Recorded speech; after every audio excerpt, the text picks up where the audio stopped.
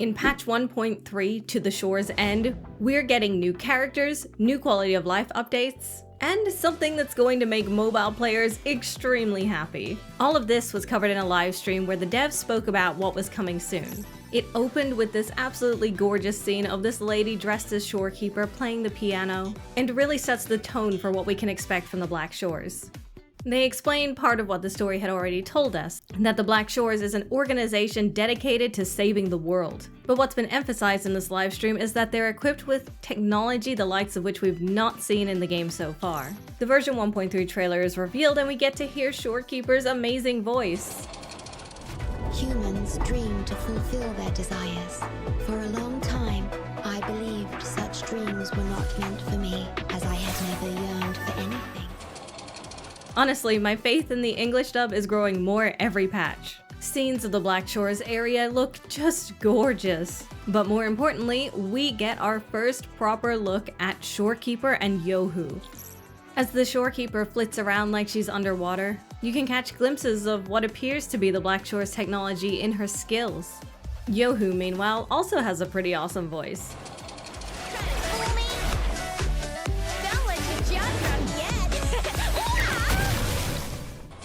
I was expecting something super obnoxious, and I'm really glad that's not the case. In action, she is oozing with personality. The way she throws her relics at enemies is pretty precious. And of course, we have a glimpse of Encore's companion story, which is definitely gonna be super happy and not sad at all. Those who've gotten bored of the environments we've seen so far can rejoice, because Black Shores is a futuristic metropolis, which to me helps make sense of all the advanced technology the characters in the game possess. Another video was dropped showing off the gorgeous environments of the Black Shores, and again, they're just wonderful. Dark environments with blue glows are some of my favorite types of environments. I'm so ready to get lost here for hours. Just like in every other patch, there's new types of puzzles, new ways to get around, and is that Kuroro? The Kuro game's little mascot? This thing also shows up in Punishing Grey Raven. Notably, 2D sections are back and we're feeling more near than ever. The devs go on to explain a little bit about Yohu, the latest 4-star character. She's an antique appraiser and the apprentice of Uncle Chen Pi. Her skills are lottery-based, but her own lottery has a pity system to it. Her Resonance Liberation is the first of its kind in that, during the animation, you'll be prompted to select the antique you want to use. This should help alleviate the RNG a bit more. Yohu is confirmed to be Glacio, but what would also be cool is if you subscribe to the channel. And then the devs introduce the real star of the show, the one we all care about the most, probably. Or at least the one I care about the most, the Shorekeeper. It's been said, but she is absolutely gorgeous. I love her blue eyelashes. I like that the frills of her dress are shaped like a butterfly. And I love that the blue of her veil seems to flow like water. In battles, she can save her allies and buff their damage, including crit damage. They comment that Verena is the sustain bot who's been in teams since launch and she can finally take it easy. Personally, I'm stoked to have another amazing support at last. Shorekeeper has the ability to transform into her unbound form, in which she takes the shape of a butterfly. This allows her not only to travel faster, but also to collect any plants along her path. So it sounds like she's going to be an awesome character to traverse the open world with. The devs say that when fighting alongside Rover, she gains a special exclusive buff.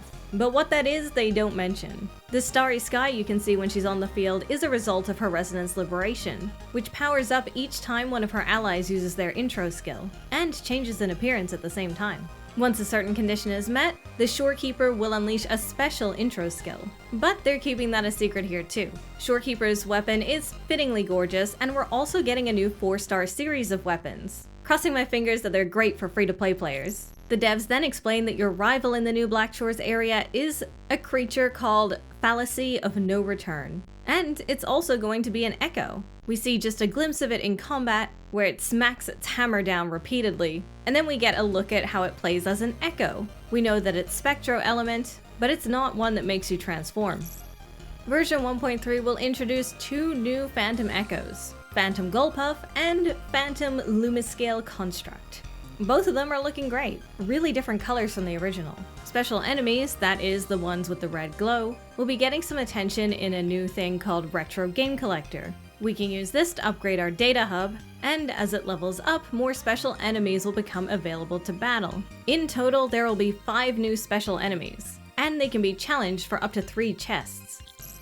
There's gonna be a new tactical hologram, Inferno Rider, and I'm not looking forward to this one. He can stay there. The devs go through a bunch of the events that are coming up, which are all fairly standard at this point. Then the mood gets somber as the devs talk about all the updates they've made to the game since it launched, all the quality of life features they've added, and so on. They talk about how they're gonna keep doing their best, that they're not gonna slack off, and that they've been listening to feedback. And all of this feedback culminates in the quality of life features that they talk about next. First, version 1.3 has several improvements for mobile devices. You guessed it, after the update, players will be able to use controllers on mobile. I don't know about you guys, but I am absolutely garbage at this game with mobile controls. I need a controller. But is controller support for mobile a huge deal for you? Open world exploration got some quality of life features too. When you're completing a quest or searching for a target, you'll be able to use the new fast travel feature. The system will automatically mark the nearest fast travel point on the map, and auto tracking will activate once you reach the location. That's gonna save so much time going in and out of menus. Meanwhile, areas rich in character ascension materials will now be marked as resource-rich areas. They say that with the auto-tracking feature, players can easily gather materials in these designated spots. And best of all, once you've completed the collection in one area, the next resource-rich area will be automatically marked. Additionally, navigating the map will become a little bit easier, as you can select where you want to go from a list. Story skippers also win here, because now when you try to skip a cutscene, there's gonna be a little summary of what happened during it, bringing it in line with other popular mobile games. On the opposite end of things, for the lore fans, there's going to be an encyclopedia of lore and terms added to the gallery. And the next update could be one of my favorites. Echo management greatly improves in patch 1.3. Instead of just locking echoes that you collect, you can now mark them as disposable. Adding the discarded mark to them will let you throw them all in the blender without a worry. But if you hated using said blender, that is, the data merge feature because it took forever to merge things, well, the data merge feature has been fixed too. Now you can batch merge your echoes, with up to 100 echo merge materials available for a single merge. I'm not entirely sure if that means you can merge 100 of them or if you can get 100 back. But either way, it's a huge, huge, huge upgrade. Some UI issues are also getting fixed for this patch. For example, now you'll be more easily able to tell which kind of wave plate you're spending. I definitely had to think twice and maybe 3 times before ever clicking the confirm button. The devs finish off the broadcast by thanking all the players, especially for submitting feedback. And then we see the scene from the beginning of the broadcast recreated with Shorekeeper's in-game model. Honestly, I can't wait for her. If she's as fun on the overworld as she looks, then it's kinda over for me. And my wallet.